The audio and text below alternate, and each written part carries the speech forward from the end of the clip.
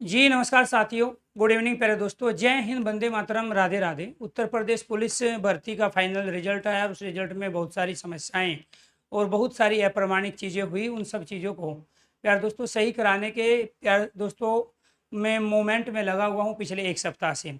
बहुत सारे बच्चों ने कम से कम 600 से 700 बच्चों का डाटा मेरे पास पहुंच गया है व्हाट्सएप के थ्रू। इसके साथ बहुत सारे बच्चों ने केस भी किया है। उन तमाम बच्चों के भी मेरे पास कॉल आई कि जिन्होंने ऑलरेडी केस किया लेकिन फाइनली उनको अभी डेट नहीं मिली है। मैं ये चाहता हूँ कि तमाम बच्चे जो वास्तव में जिनका कम स्कोर आया है, क्योंकि उनके क्वेश्चन सही है, पर्टिकुलर कुछ शिफ्ट में ऐसे विवादित क्वेश्चंस हैं जो बच्चे तो सही करके आए लेकिन आंसर की में जो आंसर बता रहे हैं वो अपने आप में प्रमाणिक आंसर नहीं है।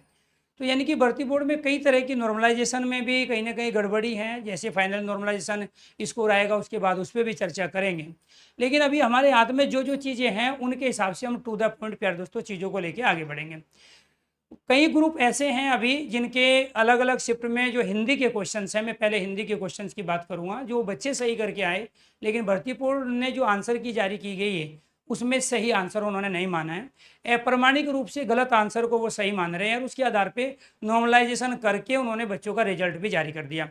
मैं इस भर्ती को रोकने के पक्ष में बिल्कुल नहीं हूँ, इस भर्ती के रिजल्ट को रोकने के बिल्कुल पक्ष में नहीं हूँ। तमाम जिन बच्चों का चयन हुआ है मैं उनके साथ भी हूँ। लेकिन जो बच्चे चयन सूची से बाहर हो गए या जिन बच्चों का स्कोर कार्ड कम है, यानी कि उनके अंक कम आए हैं ज़्यादा सही क्वेश्चन करने के बावजूद भी, मैं उन बच्चों के साथ भी खड़ा हूँ। तो यानी कि मेरे पास अपना जो एक्सपीरियंस है तमाम भर्तियों का, जैसे 69,000 वाली वैकेंसी रही है और सी टेट में ऐसा मैं अनेक बार करवा चुका हूँ।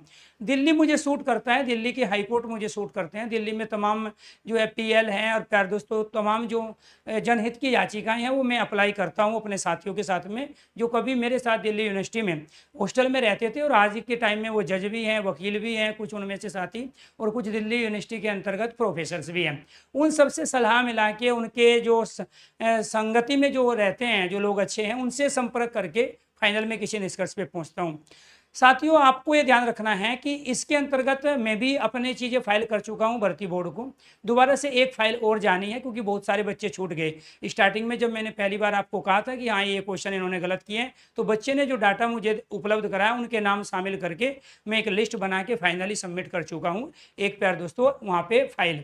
इसके साथ एक दूसरी फाइल तैयार हो रही है और फिर इस सारी फाइलें जितनी भी है जो मेरे द्वारा जाएगी और जो मेरे से पहले स्टूडेंट अपने आप एफर्ट्स लगा के ऑलरेडी केस कर चुके हैं अलग अलग वकील के माध्यम से।